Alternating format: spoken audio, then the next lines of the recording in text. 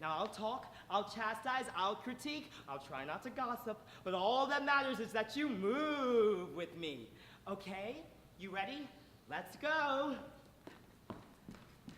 Now, do you see what I'm doing? Do you see what I'm doing, my people? I'm running, and I'm not running from the cops. I'm not running after someone that talked about my mama, and I'm not running after someone that tried to scoop my Air Forces. This whole sneaker thing, I just don't get it.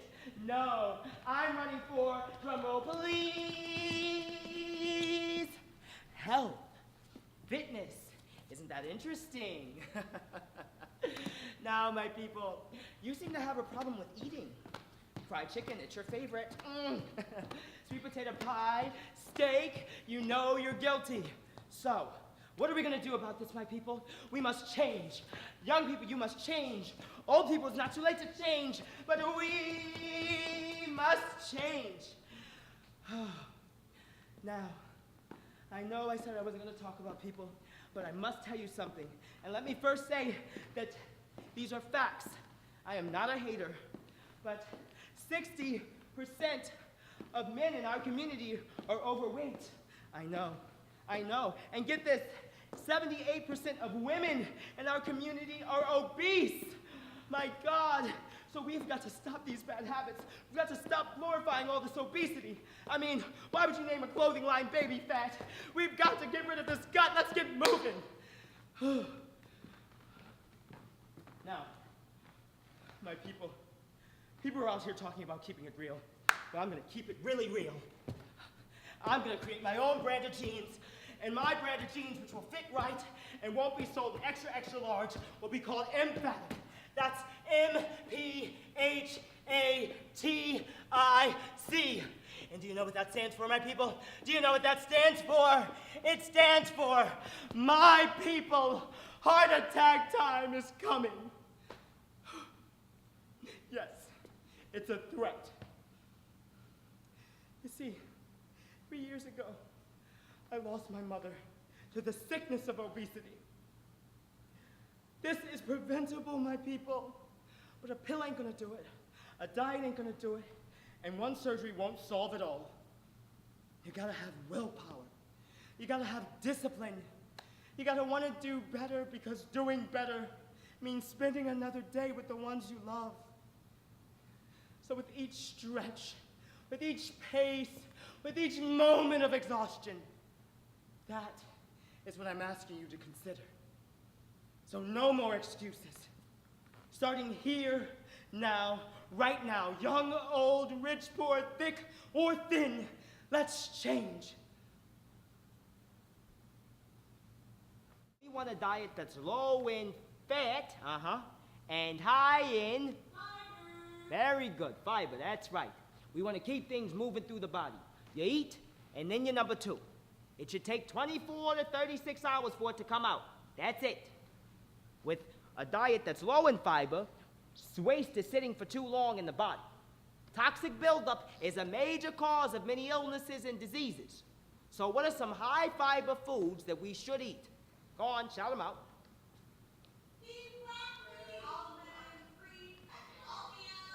Yeah. Oh, who said that? Zach? It was you, Zach. Don't point at Kaylin, it was you. Now listen, boys and girls. I didn't want to have to go into this, but it seems I must. Yesterday, I mentioned to you facts about a specific demographic of our population, specifically the African American and Latino Hispanic communities. So, yesterday, your principal received calls from disgruntled parents who felt that singling out certain groups might be detrimental to the classroom environment. I get it. I'm a substitute. I'm hard on you guys. You want Mr. Hopkins back? Well, kids, tough luck.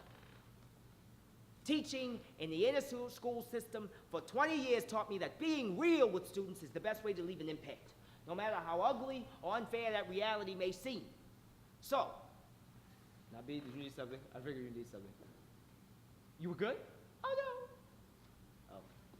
You're good? Did you need? Okay, yeah, we said like 5 minutes and then, all right, cool. Oh, gee. So, 2020, okay. I've been teaching in the public schools for 20 years, and I realize that being real with students is the best way to leave an impact, no matter how ugly or unfair that reality may seem. So, regardless of complaints, the statistics remain true. 20% of African American and Hispanic children are obese. Now, this puts them all at higher risk for cancer, diabetes, hypertension, and heart disease. And it's a shame, because urban populations remain in a far worse position than their counterparts when it comes to access to healthy food options.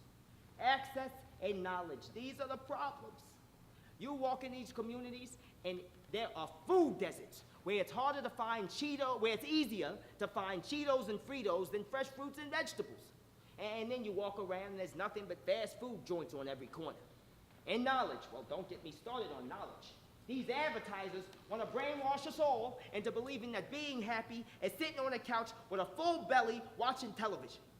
Well, boys and girls, it's not. Now you may be saying to your little selves, why is Mr. Rosenstein talking about people of color when there are only 3 in the classroom?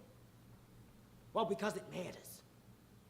I taught in the inner city for years, and I realized that at the core of many of those children's problems was the fact that they didn't think anyone cared. And when you don't think anyone cares, you don't care much about yourself. So, now, no matter where I go, no matter who's around, I represent that I care. And not just about the children in this classroom, but also about the disenfranchised, misrepresented, and underserved communities that need all of us to care that much more. So when you leave here, I want you to remember that Mr. Rosenstein, your angry substitute, taught you to care beyond yourself.